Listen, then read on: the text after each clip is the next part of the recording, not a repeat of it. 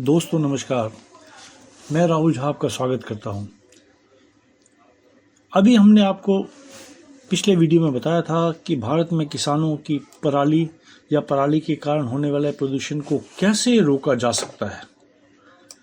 तो उसी क्रम में हम अब अपना अगला वीडियो बना रहे हैं, जिसमें हम बताएंगे कि भारत के किसान पराली जलाने की बजाय उसका उपयोग कैसे कर सकते हैं। तो चलिए शुरू करते हैं। भारत में पराली जलाना एक प्रमुख पर्यावरणीय मुद्दा है जो वायु प्रदूषण और मिट्टी के पोषक तत्वों को नुकसान पहुंचाता है। हालांकि ऐसे कई तरीके हैं जिससे भारतीय किसान पराली को जलाने की बजाय उसका उपयोग कर सकते हैं। तो चलिए जानते हैं। इन सीटू प्रबंधन, इसमें हैप्पी सीडर, यह मशीनें सीधे खड़ी पराली में बीज बोती हैं जिससे उसे जलाने की जरूरत नहीं पड़ती। पराली गीली घास की तरह काम करती है, नमी बनाए रखती है और खरपतवारों को दबाती है। रोटोवेटर, यह मशीन पराली को मिट्टी में मिला देती है जहां यह सड़ जाती है और कार्बनिक पदार्थ जोड़ती है जिससे मिट्टी की उर्वरकता बढ़ती है। पूसा डिकम्पोजर, भारतीय कृषि अनुसंधान संस्थान ICAR द्वारा विकसित यह माइक्रोबियल घोल 15 से 20 दिनों में पराली को सड़ाकर खाद में बदल देती है। ex-situ प्रबंधन, पशु चारा, पराली का उपयोग पशु आहार के रूप में किया जा सकता है, खासकर जब इसे हरे चारे और पूरक आहार के साथ मिलाया जाता है। बायोमास ऊर्जा, पराली का उपयोग बायोमास बिजली संयंत्रों में बिजली पैदा करने के लिए किया जा सकता है। बायोएथेनॉल उत्पादन, पराली का उपयोग बायोएथेनॉल एक जैव ईंधन के रूप में किया जा सकता है। मशरूम की खेती, पराली का उपयोग मशरूम उगाने के लिए सबस्ट्रेट के रूप में किया जा सकता है। औद्योगिक उपयोग, पराली का उपयोग कागज़, कार्डबोर्ड और पैकेजिंग सामग्री बनाने के लिए किया जा सकता है। सरकारी पहल, भारत सरकार किसानों को सब्सिडी प्रदान करके पराली प्रबंधन मशीनरी के उपयोग को बढ़ावा दे रही है। सरकार बायोमास बिजली संयंत्रों और बायोएथेनॉल उत्पादन इकाइयों की स्थापना को भी प्रोत्साहित कर रही है। पराली के उपयोग के लाभ, वायु प्रदूषण और ग्रीन हाउस गैस उत्सर्जन को कम करता है, मिट्टी के स्वास्थ्य और उर्वरता में सुधार करता है, किसानों के लिए नए आर्थिक अवसर पैदा करता है, जीवाश्म ईंधन पर निर्भरता कम करता है। इन तरीकों को अपनाकर भारतीय किसान पराली को अपशिष्ट उत्पाद से मूल्यवान संसाधन में बदल सकते हैं, जिससे स्वच्छ पर्यावरण और अधिक टिकाऊ कृषि में योगदान मिलता है। दूसरे शब्दों में, भारत में पराली जलाने से गर्मी पैदा होती है जिससे कोयले के साथ मिलाकर इस्तेमाल करने पर हर साल हम कुछ गीगावाट ऊर्जा पैदा कर सकते हैं। इससे किसानों को अच्छी आय भी हो सकती है। पराली से क्या बनाया जा सकता है जिसे बाजार में लाभप्रद रूप से बेचा जा सके? यह केवल सूचनात्मक उद्देश्यों के लिए है, चिकित्सा सलाह या निदान के लिए। किसी पेशेवर से परामर्श लें इस बारे में। यहाँ कुछ उत्पाद दिए गए हैं जिन्हें पराली से बनाया जा सकता है और बाजार में लाभप्रद रूप से बेचा जा सकता है। पशु चारा, पराली को विशेष रूप से मवेशियों और भैंसों के लिए पौष्टिक पशु आहार में संसाधित किया जा सकता है। यह एक लाभदायक उद्यम हो सकता है क्योंकि भारत में पशु आहार की उच्च मांग है। बायोमास ब्रिकेट, पराली को ब्रिकेट में परिवर्तित किया जा सकता है जिसका उपयोग हीटिंग और खाना पकाने के लिए ईंधन के रूप में किया जा सकता है। ब्रिकेट लकड़ी और कोयले जैसे पारंपरिक ईंधन के लिए अधिक पर्यावरण के अनुकूल विकल्प है। खाद्य, पराली को खाद में बदला जा सकता है और मिट्टी में सुधार के रूप में इस्तेमाल किया जा सकता है। खाद एक मूल्यवान उत्पाद है जो मिट्टी के स्वास्थ्य और उर्वरता में सुधार कर सकता है। पैकेजिंग में सामग्री, पराली का उपयोग पैकेजिंग सामग्री जैसे कार्डबोर्ड और कागज बनाने के लिए किया जा सकता है। यह एक बढ़ता हुआ बाजार है क्योंकि टिकाऊ पैकेजिंग समाधानों की मांग बढ़ रही है। मशरूम की खेती, पराली का उपयोग मशरूम उगाने के लिए सबस्ट्रेट के रूप में किया जा सकता है। मशरूम एक उच्च मूल्य वाली फसल है जिसे ताज़ा या सुखाकर बेचा जा सकता है। हस्तशिल्प, पराली का उपयोग कई तरह के हस्तशिल्प बनाने के लिए किया जा सकता है, जैसे टोकरी, चटाई और खिलौने। इन उत्पादों को स्थानीय बाजारों या ऑनलाइन बेचा जा सकता है। इन उत्पादों के अलावा पराली का उपयोग बिजली पैदा करने के लिए भी किया जा सकता है। यह अधिक पूंजी गहन उद्यम है, लेकिन यह बहुत लाभदायक हो सकता है। प्रत्येक उत्पाद की लाभप्रदता कई कारकों पर निर्भर है, जैसे कि कच्चे माल की लागत, उत्पादन की लागत और तैयार उत्पाद का बाजार मूल्य। हालांकि सावधानीपूर्वक योजना और निष्पादन के साथ पराली से बने उत्पादों को बेचकर लाभ कमाना संभव है। पराली से बने उत्पादों को बेचकर लाभ कमाने के लिए यहाँ कुछ अतिरिक्त सुझाव दिए गए हैं। अपने उत्पाद के लिए बाजार की पहचान करें। आप अपना उत्पाद किसे बेचने जा रहे हैं, उनकी ज़रूरतें और प्राथमिकताएं क्या हैं। उच्च गुणवत्ता वाले उत्पाद विकसित करें। आपका उत्पाद अच्छी तरह से बना होना चाहिए और आपके लक्षित बाजार की ज़रूरतों को पूरा करना चाहिए। अपने उत्पाद की कीमत प्रतिस्पर्धी रूप से तय करें। आपको लाभ कमाने और प्रतिस्पर्धी मूल्य की पेशकश करने के बीच संतुलन खोजने की जरूरत है। अपने उत्पाद का प्रभावी ढंग से प्रचार करें। लोगों को अपने उत्पाद के बारे में बताएं और उन्हें इसे क्यों खरीदना चाहिए। बेहतरीन ग्राहक सेवा प्रदान करें। सुनिश्चित करें कि अपने ग्राहकों और खरीदारों से खुश हैं। इन सुझावों का पालन करके आप पराली से बने उत्पादों को बेचकर लाभ कमाने की अपनी संभावनाओं को बढ़ा सकते हैं। बायोमास ब्रिकेट क्या है और इसका उत्पादन कैसे किया जाता है, चलिए इस बारे में जानें। बायोमास ब्रिकेट एक प्रकार का जैव ईंधन है जो संपीड़ित कार्बनिक पदार्थों से बनाया जा सकता है, जैसे कृषि अपशिष्ट जैसे पराली, पानी की अवशेष और अन्य बायोमास संसाधन। ये कोयले और लकड़ी जैसे पारंपरिक जीवाश्म ईंधन के लिए एक नवीनीकरण और टिकाऊ विकल्प है। यहाँ बताया गया है कि वे क्या हैं और उनका उत्पादन कैसे किया जाता है।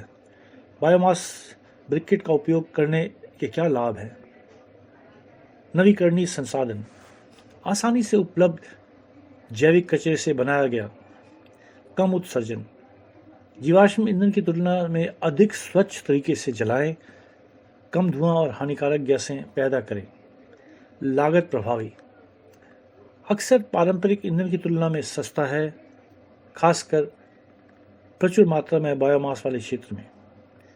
अपशिष्ट में कमी, अपशिष्ट पदार्थों का उपयोग करें जिन्हें अन्यथा त्याग किया जाता है या अकुशल तरीके से जला दिया जाता है। उच्च ऊर्जा घनत्व, ढीले बायोमास की तुलना में ब्रिकेट में उच्च ऊर्जा घनत्व होता है, जिसका अर्थ है कि वे अधिक समय तक जलते हैं और आखिर अधिक गर्मी पैदा करते हैं। बायोमास ब्रिकेट का उत्पादन कैसे किया जाता है।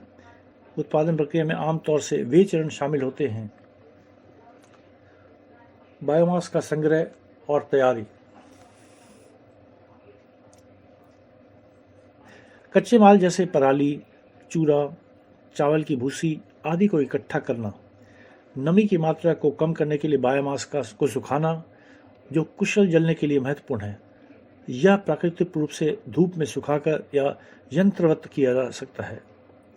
आकार में कमी, बायोमास को अक्सर छोटे समान कणों में काट दिया जाता है, टुकड़े कर दिए जाते हैं या पीस दिया जाता है ताकि ब्रिकेट की गुणवत्ता बनी रहे।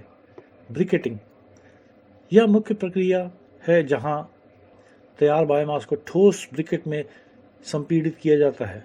ब्रिकेटिंग मशीनों के विभिन्न प्रकार। पिस्टन प्रेस, बायोमास को मोल्ड में संपीड़ित करने के लिए पिस्टन का उपयोग करता है। स्क्रू प्रेस, बायोमास को डाई के माध्यम से संपीड़ित करने और बाहर निकालने के लिए स्क्रू तंत्र का उपयोग करता है। रोलर प्रेस, बायोमास को ब्रिकेट में संपीड़ित करने के लिए रोलर्स का उपयोग करता है। कभी कभी ब्रिकेट की मजबूती और स्थायित्व को बेहतर बनाने के लिए एक बाइंडर जैसे स्टार्च या गुड़ मिलाया जाता है। हालांकि पर्याप्त दबाव और गर्मी के कारण बायोमास में प्राकृतिक लिग्निन एक बाइंडर के रूप में कार्य कर सकता है। सुखाना और ठंडा करना। संपीड़न के बाद बची हुई गर्मी को हटाने के लिए ब्रिकेट और सुखाया जा सकता है, फिर इसे ठोस बनाने में सख्त करने के लिए ठंडा किया जा सकता है। संक्षेप में, बायोमास ब्रिकेट कृषि अपशिष्ट जैसे पराली से बना एक मूल्यवान उत्पाद है। वे पारंपरिक ईंधन के लिए एक टिकाऊ और स्वच्छ विकल्प प्रदान करते हैं, जिसमें अपेक्षाकृत सरल उत्पादन प्रक्रिया होती है, जिसे विभिन्न पैमानों पर लागू किया जा सकता है। ब्रिकेट बनाने के लिए निर्माता टारिफिकेशन, कार्बोनाइजेशन या पायरोलिसिस की अलग अलग डिग्री का उपयोग कैसे कर सकते हैं? यह केवल सूचनात्मक उद्देश्यों के लिए है। चिकित्सा सलाह या निदान के लिए किसी पेशेवर से ही परामर्श लें। यहाँ बताया गया है कि निर्माता बेहतर गुणवत्ता वाले ब्रिकेट बनाने के लिए टारिफिकेशन, कार्बोनाइजेशन या पायरोलिसिस की अलग अलग डिग्री का उपयोग कैसे कर सकते हैं। प्रक्रिया को समझना। टारिफिकेशन थर्मल उपचार का सबसे हल्का रूप 200 से 300 डिग्री सेल्सियस बायोमास को कम ऑक्सीजन वाले वातावरण में गर्म किया जाता है, जिससे यह सूख जाता है, कुछ वाष्पशील यौगिक खो देता है और अधिक भंगुर और हाइड्रोफोबिक यानी जल विकर्षक बन जाता है। कार्बनीकरण सीमित ऑक्सीजन वाले वातावरण में उच्च तापमान 400 से 800 डिग्री सेल्सियस पर बायोमास को गर्म करना। इस प्रक्रिया में अधिक वाष्पशील यौगिक हटा दिए जाते हैं, जिसके परिणाम स्वरूप उच्च कार्बन सामग्री जैसे चारकोल वाला उत्पाद बनता है। पायरोलिसिस ऑक्सीजन की अनुपस्थिति में बायोमास का ऊष्मीय अपघटना ठोस यानी बायोचार, तरल बायो ऑयल और गैसीय उत्पादों के अनुपात को प्रभावित करते हुए विभिन्न तापमानों पर किया जा सकता है। ये प्रक्रियाएं ब्रिकेट को कैसे बढ़ाती हैं? बेहतर ईंधन गुण, बढ़ी हुई ऊर्जा घनत्व। टारिफिकेशन और कार्बनीकरण ब्रिकेट के प्रति इकाई भार में ऊर्जा सामग्री को बढ़ाते हैं, जिससे प्रति व्यक्ति अधिक ऊष्मा उत्पादन होता है। बढ़ी हुई हाइड्रोफोबिसिटी, टारिफाइड बायोमास पानी को पीछे हटाते हैं, जिससे ब्रिकेट को स्टोर करना और संभालना आसान हो जाता है और नमी की स्थिति में भी अपनी दहन क्षमता में सुधार होता है। बेहतर पीसने की क्षमता। टारिफिकेशन बायोमास को अधिक भंगुर बनाता है, जो इसे ब्रिकेटिंग या अन्य अनुप्रयोगों के लिए बारीक पाउडर में पीसने के लिए फायदेमंद है। कम धुआं और उत्सर्जन।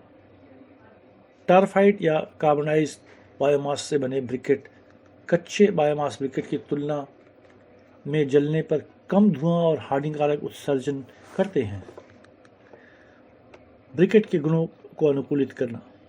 पायरोलिसिस की अलग अलग डिग्री, पायरोलिसिस के तापमान और अन्य मापदंडों को नियंत्रित करके निर्माता विशिष्ट अनुप्रयोगों के लिए ब्रिकेट के गुणों को अनुकूलित कर सकते हैं।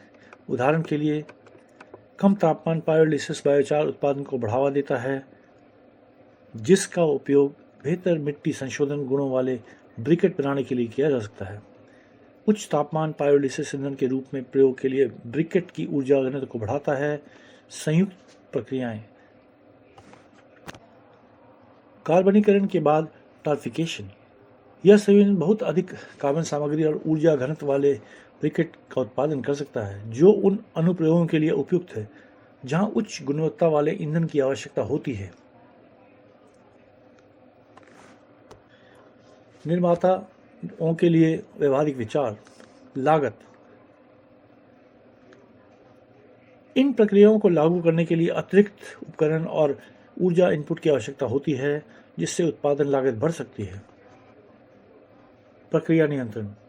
वांछित ब्रिकेट गुणों को प्राप्त करने के लिए तापमान, निवास समय, अन्य मापदंडों का सावधानीपूर्वक नियंत्रण महत्वपूर्ण है।